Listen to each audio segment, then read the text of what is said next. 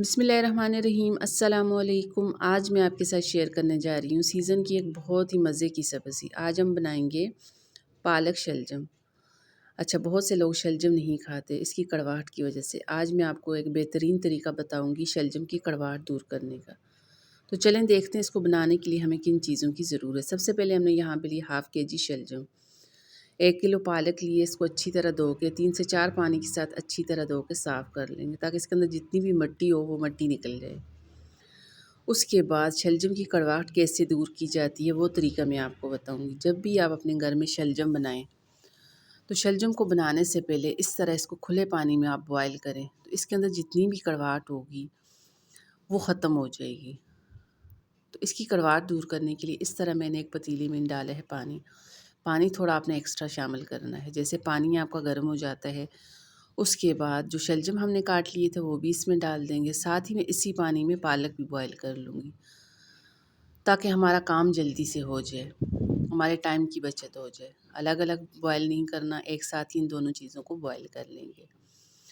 अच्छा, अगर आप इस तरह शलजम को बॉयल करेंगी तो इसके अंदर कड़वाहट जो होती है वो बिल्कुल ख़त्म हो जाती है, वो बाकी नहीं रहती।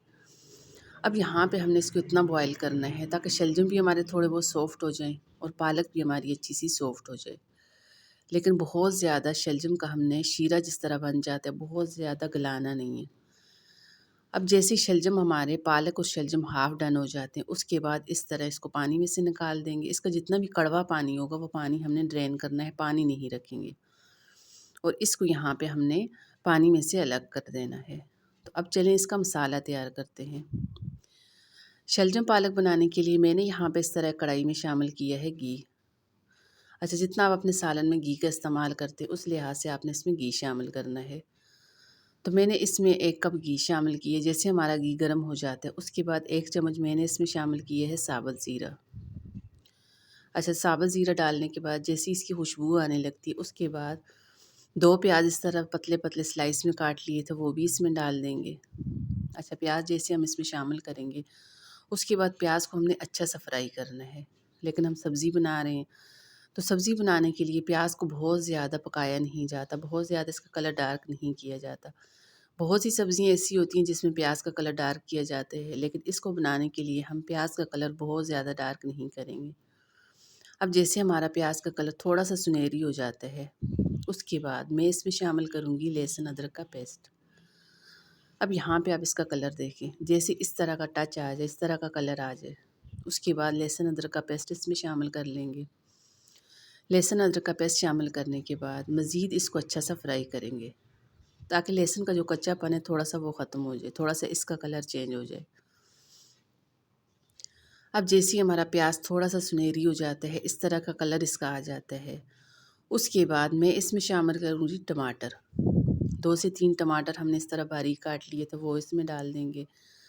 आप चाहें तो अपनी आसानी के लिए टमाटर का पेस्ट बना के भी इसमें शामिल कर सकते हैं।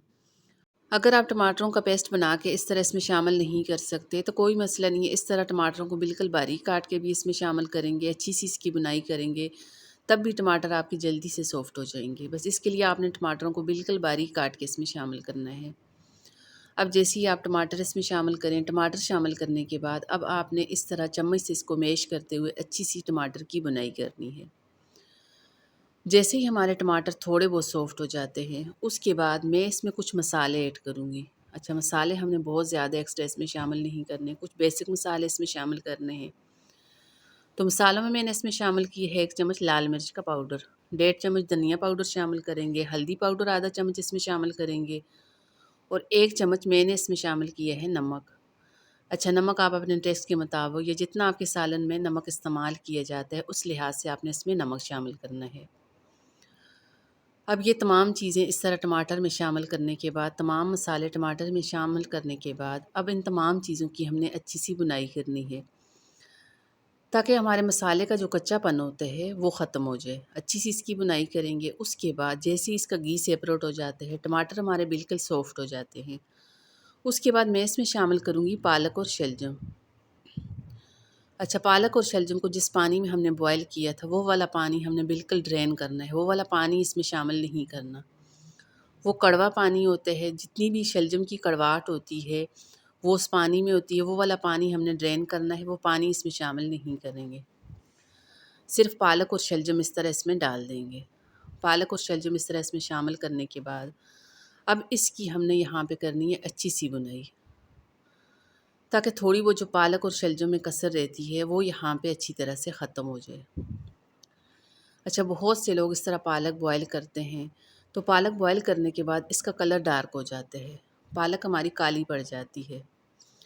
तो इसके लिए मैं आपको एक टिप बताऊंगी, जब भी आप पालक को बॉयल करें, तो जैसे ही आप पालक को बॉयल करें, पालक को बॉयल करने के बाद फ़ौरन से ठंडे पानी के साथ इसको धो लें, तो कभी भी आपकी पालक काली नहीं पड़ेगी, कभी भी इसका कलर ख़राब नहीं होगा अगर आप इस तरह फ़ौरन से ठंडे पानी के साथ इसको धोएंगे। अब हमने यहाँ पे की है इसकी अच्छी सी बुनाई, इतनी बुनाई करनी है ताकि इसका घी जो आपको नज़र आ रहा है वो घी बिल्कुल सेपरेट होना चाहिए। अब जैसी तमाम चीज़ों की अच्छी सी बुनाई हो जाती है, अच्छी सी खुशबू आने लगती है। अब यहाँ पे आप देख सकते हैं इसका घी बिल्कुल सेपरेट हो चुका है, अच्छी सी मज़े की इसकी खुशबू आ रही है। उसके बाद मैं इसमें शामिल करूँगी कसूरी मेथी। 1 चम्मच कसूरी मेथी इस तरह हाथों पे मसल के कसूरी मेथी इसके ऊपर शामिल कर लेंगे। थोड़ी सी हरी मिर्चें काट के डाल देंगे, तो माशाल्लाह से बड़े मज़े की हमारी पालक और शलजम की सब्ज़ी बन के तैयार हो चुकी है। इस तरह सब्ज़ी बनाने के बाद अगर आपको इसका बेस्ट रिज़ल्ट चाहिए तो उसके लिए आप इसको गरम-गरम घर की चपाती के साथ सर्व करें। गरम चपाती के साथ अगर आप खाएँगे तो यकीन करें इसका टेस्ट दुबाला हो जाएगा, बड़ा मज़े का इसका टेस्ट बनता है। तो चलें जी, आज की मेरी वीडियो ज़रा सी भी आपको पसंद आ जाती है, प्लीज़ इसको लाइक कर दें, ज़्यादा से ज़्यादा मेरी वीडियो को शेयर कर दें, साथ में मेरे चैनल को भी सब्सक्राइब कर दें। दुआओं में याद रखिएगा। अल्लाह हाफ़िज़।